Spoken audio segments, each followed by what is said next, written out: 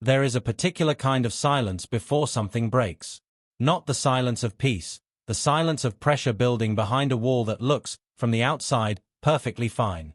That is the silence most American households are living inside right now. And by the time the wall gives way, the window to prepare will already be closed. This is not a story about one crisis. It is not about gas prices or grocery bills or the job market or the power grid in isolation. It is about what happens when all of those things arrive at the same address in the same summer, compressing onto the same budget that was already stretched thin before any of it began. Most people will not connect the dots until the damage is done. This video exists so that you connect them now, while there is still time to act. Let's begin with a number that explains everything else. Picture a household earning $87,000 a year. 2 adults working. 2 children. A mortgage locked in at 6.8%. A car payment. Health insurance with a $3,200 deductible. This family is not reckless. They do not take expensive vacations. They clip digital coupons and meal plan and try to save something every month, though lately the something has become almost nothing. According to the Federal Reserve's most recent survey of consumer finances, approximately 58% of Americans reported reducing spending in the 12 months prior, and that survey was conducted before the energy disruptions, before the fertilizer crisis, before the Federal Reserve transition, and before the job market began showing signs of structural change. That no seasonal hiring surge is going to fix that household, your household, or the one next door, is the protagonist of everything that follows. Because every pressure in this breakdown lands on that same budget. And the timing is not accidental. These are not random shocks. They are the arrival of forces that were set in motion months ago, that policy cannot reverse before fall, and that will converge between June and September with a precision that feels almost deliberate. When Americans look at gas prices today, they assume they are looking at the worst of it. They are not. They are looking at the floor. Understanding why requires stepping back from the daily price sign and looking at the plumbing beneath it. American refineries were engineered over decades to process a specific grade of crude oil, heavy sour crude, primarily sourced from the Middle East and Gulf states. That is the feedstock those facilities were built around. American shale oil, which exists in abundance domestically, produces a lighter, sweeter crude that is chemically mismatched with a refinery infrastructure designed to yield diesel and jet fuel at scale. This is not a political problem. It is an engineering problem. Retooling refinery infrastructure to handle light crude takes years and requires capital investment measured in the hundreds of billions.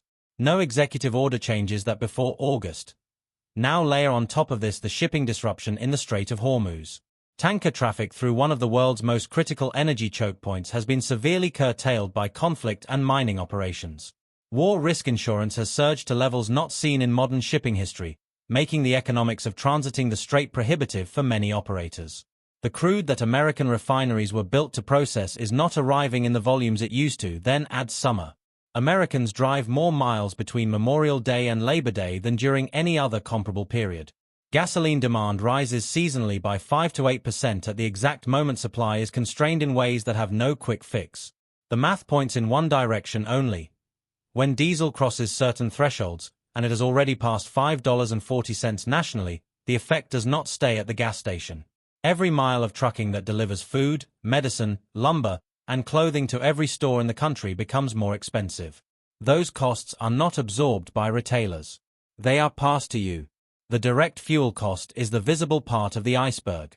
The embedded fuel cost hidden inside every price tag is the part that quietly adds hundreds of dollars to a monthly budget without anyone announcing it. A family driving 30 miles each way for work, buying groceries, and heating and cooling a home does not experience an energy crisis as a headline.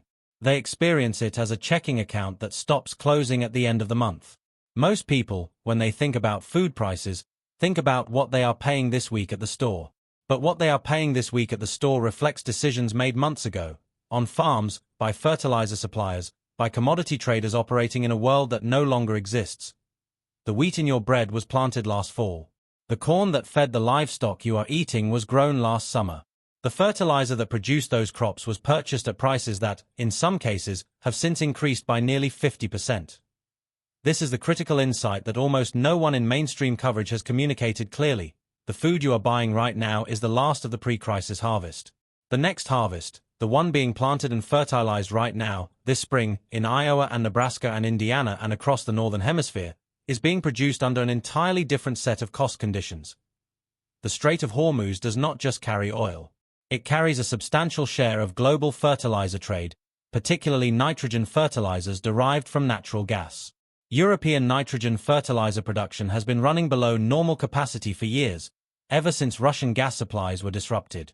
China, one of the world's largest exporters of urea, the most commonly used nitrogen fertilizer, has restricted exports, and those restrictions are expected to continue into the summer. Three of the world's most important fertilizer supply chains are compromised simultaneously, during the single window in the agricultural calendar when fertilizer inputs cannot be replaced retroactively. Farmers making planting decisions this spring are doing so under cost pressure with no recent historical precedent. And farm sector debt was already at record levels before any of this began. A 1,000-acre corn operation absorbs thousands of additional dollars just in fuel costs for planting alone.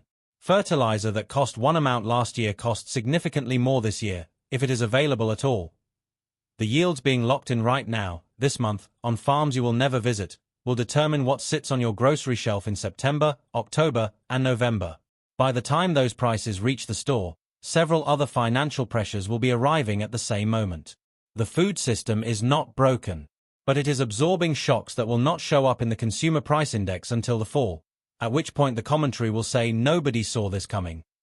This video is evidence that you did. The Department of Energy published a report this year that deserved wall-to-wall coverage. It received almost none. The finding was this: if current power plant retirement rates continue while demand from artificial intelligence data centers keeps growing, the risk of widespread blackouts in certain regions of the country could increase by 100 times, not 100%, but 100 times. The distinction matters. 100% more risk means twice as likely. 100 times means categorically, structurally more likely in a way that changes the planning conversation entirely.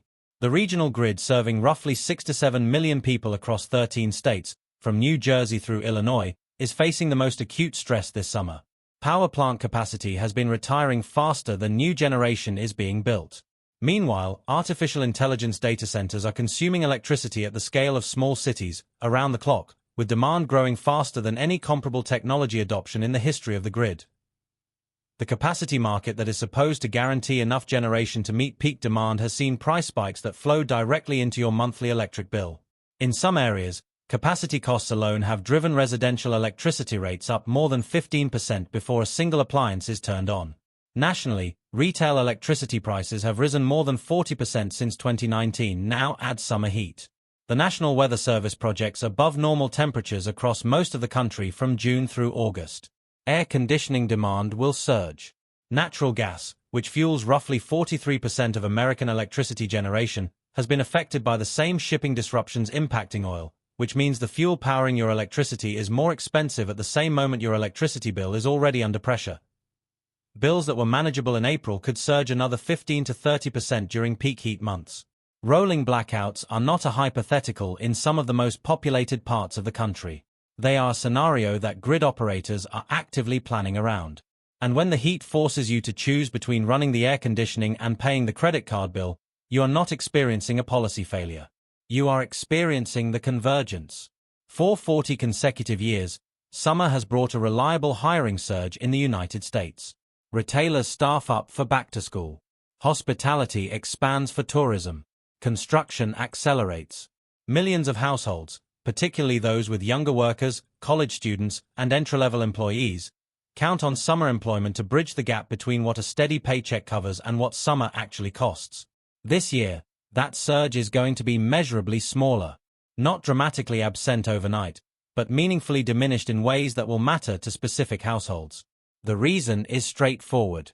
Artificial intelligence has crossed a capability threshold in the past 18 months where it can now perform, at a fraction of the cost, many of the tasks that seasonal hiring was designed to fill.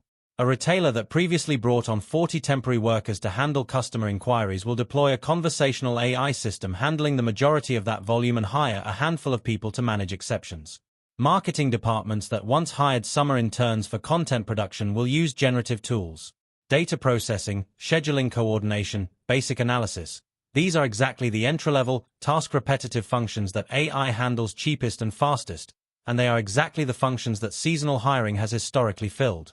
For the first time in recorded history, artificial intelligence became the leading cited reason for job eliminations in the United States in a single month earlier this year, according to Challenger, Gray, and Christmas, which has tracked layoff data for decades.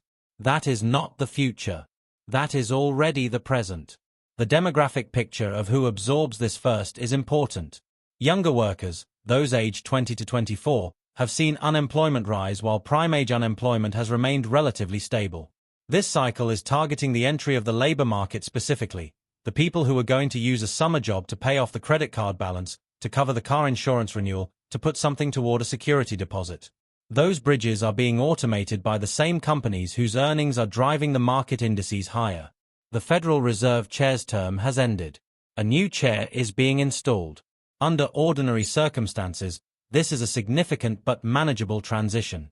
These are not ordinary circumstances. The new chair arrives at a moment when the Fed faces a contradiction that has no clean resolution. The economy is showing signs of contraction, consumer confidence has fallen, business investment has pulled back, and major forecasting institutions have raised recession probability to levels not seen since 2020. Normally, the appropriate response to those signals is lower interest rates. But the same energy disruptions and food price pressures described above mean inflation is not cooperating. You cannot cut rates aggressively into rising inflation without risking making both problems worse. And you cannot hold rates high indefinitely against a weakening economy without risking a harder landing. The political pressure on the new chair to cut rates, regardless of what the data says, is publicly documented and widely reported. Bond markets, the investors who fund the US government by buying treasury debt, are watching this dynamic closely. When those investors believe a central bank is acting on political instruction rather than economic analysis, they demand higher yields to compensate for the inflation risk they perceive. Higher yields mean higher mortgage rates, higher auto loan rates, higher credit card rates, and higher federal borrowing costs. The very people the rate cuts were supposed to help end up paying more to service their debt.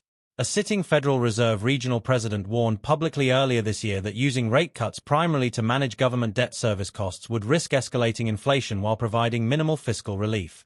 That is a sitting official warning that the policy being pushed will likely produce the opposite of its intended effect. Your retirement account, your mortgage, and your savings rate are all in the direct path of this institutional contest, one that will play out between now and August with no guarantee of resolution.